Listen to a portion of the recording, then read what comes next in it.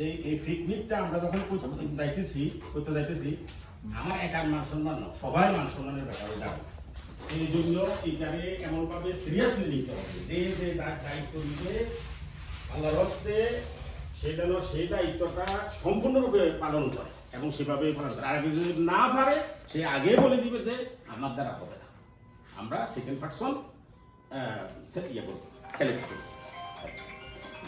এটা হচ্ছে কি ফ্রুট স্ন্যাক গেছে। এরপরে প্লে অ্যান্ড গেমস, খেলাধুলা যেটা আর কি, এটা তো মনে করে টেক কেয়ার করবে এটা জানি আমি।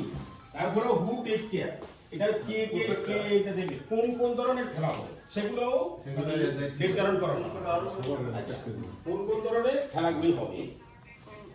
এবং আরেকটা জিনিস, আমরা লাঞ্চ ব্রেকফাস্ট কটা বাজে দিব, আমরা ওখানে উপস্থিত হবো কয়টায়, আমরা ব্রেকফাস্ট কটায় দিব, আমরা লাঞ্চ দিব, সেই সময়গুলো নির্ধারণ